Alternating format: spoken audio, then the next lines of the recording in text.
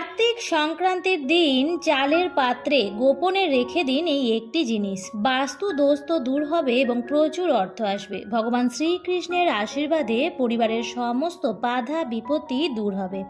নমস্কার বন্ধুরা, ভক্তিমূলক কথা চ্যানেলে জানাই আপনাদের সকলকে স্বাগত। বন্ধুরা, আশা করছি ঈশ্বরের আশীর্বাদে আপনারা প্রত্যেকেই ভালো আছেন এবং সুস্থই আছেন।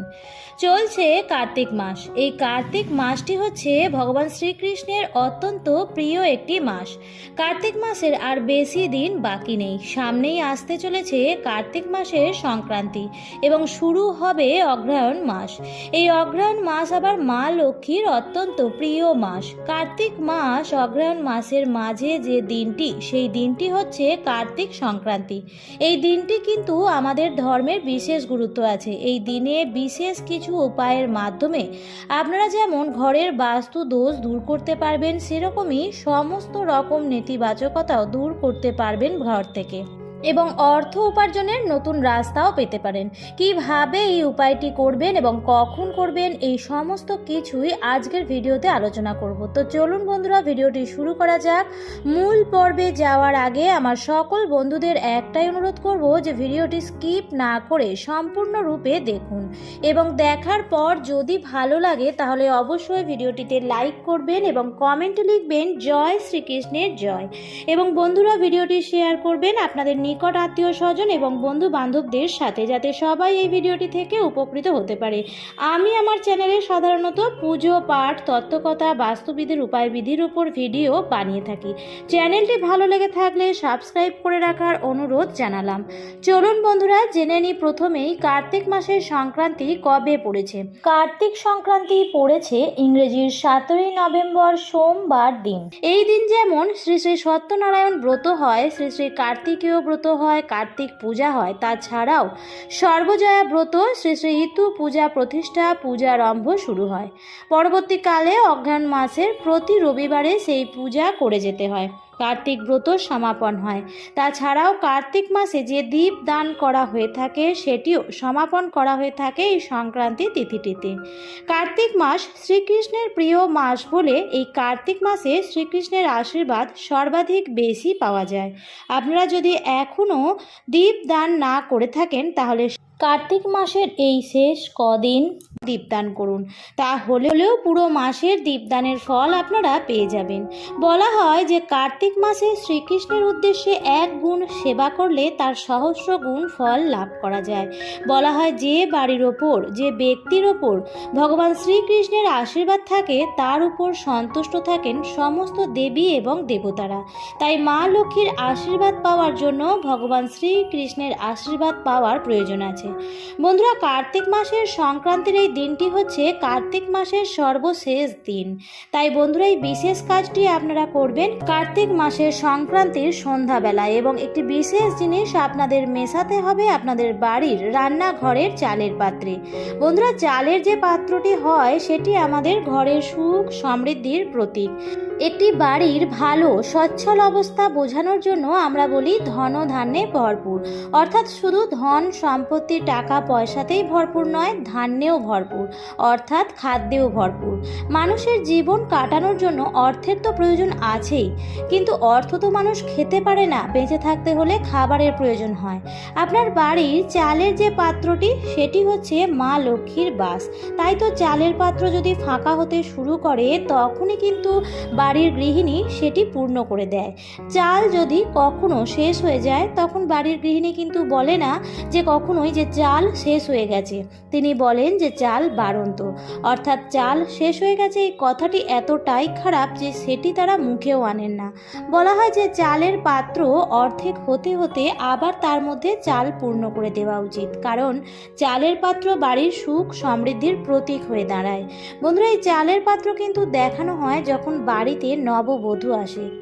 কার্তিক মাসের সংক্রান্তির দিন রাত্রিবেলায় একটি বিশেষ জিনিস আপনাদের নিজেদের বাড়ির চালের পাত্রে মিশিয়ে দিতে হবে, যাতে মা লক্ষ্মী অচলা হয়ে আপনার গৃহে অবস্থান করেন এবং আপনার ঘরের সমস্ত বাস্তু দোষও কেটে যায়। এই দিন খুব তাড়াতাড়ি ঘুম থেকে উঠে যাবেন, সমস্ত বাসি কাজকর্ম সেরে নেবেন এবং স্নান সেরে নেবেন। মা লক্ষ্মী এমন কোনো ঘরে আসেন না বা অধিষ্ঠান করেন না যে ঘর পরিষ্কার পরিচ্ছন্ন নয়। ঘর খুব ভালোভাবে পরিষ্কার পরিচ্ছন্ন করে স্নান সেরে নেবেন। এই দিন সংক্রান্তির দিন অনেকেই গঙ্গা স্নান করে থাকেন, কিন্তু সবার পক্ষে গঙ্গা বা কোনো পবিত্র নদীতে গিয়ে স্নান করা সম্ভব নাও হতে পারে। সেক্ষেত্রে আমি বলবো স্নানের জলে কিছুটা পরিমাণে কর্পূর মিশিয়ে স্নান করুন এবং স্নান হয়ে যাওয়ার পরে আপনারা নিজের গায়ে সামান্য পরিমাণে গঙ্গার জল এবং ঘরের সর্বত্র গঙ্গার জল ছিটিয়ে দেবেন। তারপর যেভাবে আপনারা নিত্য পুজো দিয়ে থাকেন সেইভাবেই দিয়ে দেবেন। সেদিন মা লক্ষ্মীর সামনে একটি পান পাতা দেবেন, তার ওপর দেবেন একটি সুপারি এবং একটি 16 আনার কয়েন, অর্থাৎ একটি 1 টাকার কয়েন এবং একটি কড়ি। 16 আনা সম্পূর্ণতা প্রকাশ করে, তাই 16 আনার কয়েন দিয়েই কিন্তু এই কাজটি করতে হবে। প্রথমেই আগে সমস্ত জিনিস গঙ্গার জল ছিটিয়ে শুদ্ধ করে নেবেন। তারপর সিঁদুর এবং সর্ষের তেল মিশিয়ে একটি গোলা সিঁদুর বানিয়ে সেই সিঁদুরটি আপনারা পানের মধ্যে তিলক করে দেবেন, সুপারিতেও এবং কড়িতেও তিলক করে দেবেন এবং যে 1 টাকার কয়েনটি আছে তার মধ্যেও একটি তিলক করে দেবেন। পান এবং সুপারি দিয়ে মা লক্ষ্মীকে আহ্বান জানানো হয়, 16 আনা দিয়ে বোঝানো হয় 16 কলা পূর্ণ হলো। বন্ধুরা, এইভাবে মা লক্ষ্মীর সামনে যে জিনিসটি আপনারা নিবেদন করবেন এবং তার মধ্যে একটি হলুদের গাঁট দিতে কিন্তু ভুলবেন না। পান, সুপারি, হলুদের গাঁট এবং একটি 1 টাকার কয়েন আর নেবেন কড়ি। এই সমস্ত সামগ্রীগুলির উপরও ফুল দিয়ে পূজা করে নেবেন। সারাদিন সেটি মা লক্ষ্মীর চরণের কাছে এইভাবেই রেখে দেবেন।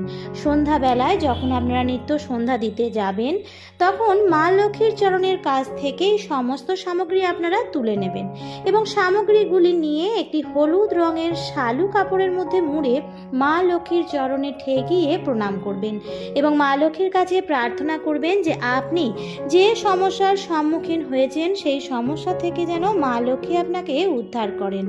তারপর আপনি সেই জিনিসটি নিয়ে আসবেন আপনার বাড়ির রান্নাঘরে এবং তারপর সেই পুঁটলিটি নিয়ে এসে রান্নাঘরে যে চালের পাত্রটি আছে তার মধ্যে যতটা সম্ভব সেখানে ঢুকিয়ে দেবেন, অর্থাৎ সেটি যেন উপরের দিকে না থাকে, একদম ভেতরের দিকে যেন ঢুকে থাকে সেইভাবেই রেখে দেবেন। যেদিন আপনারা এই উপায়টি করবেন সেদিন কিন্তু কোনো আমিষ জাতীয় খাবার রান্নাঘরে ঢোকাবেন না, এই বিষয়টি খুব ভালোভাবে খেয়াল রাখবেন। তবে এই কাজটি যেদিন করবেন সেদিন চেষ্টা করবেন লাল রঙের বস্ত্র পরে করার, কারণ লাল রং মা লক্ষ্মীর অত্যন্ত প্রিয়। লাল ছাড়া আপনারা যে কোনো রঙের বস্ত্রও পরতে পারেন, কিন্তু কালো বা নীল রঙের বস্ত্র পরবেন না এবং খেয়াল রাখবেন এই দিন যেন বাড়িতে কোনো রকম ঝগড়া অশান্তি না হয় এবং রান্নাঘরে কোনো রকম এঁটো বাসন না থাকে। মা লক্ষ্মী কিন্তু সেই বাড়িতেই থাকে যে বাড়ির পরিবেশ পরিষ্কার পরিচ্ছন্ন ও সুন্দর। বন্ধুরা, আশা করছি ভিডিওটি আপনাদের ভালো লাগলো। তাই ভিডিওটি থেকে যদি আপনারা উপকৃত হয়ে থাকেন তাহলে অবশ্যই এই ধরনের আরও ভিডিও পাওয়ার জন্য চ্যানেলটিকে সাবস্ক্রাইব করে পাশে থাকা নোটিফিকেশন বেল আইকনটির অল লেখাটিতে ক্লিক করে রাখবেন এবং ভিডিওটি থেকে ভালো লাগলে লাইক, কমেন্ট, শেয়ার করতে ভুলবেন না। ভিডিওটি দেখার জন্য অসংখ্য ধন্যবাদ।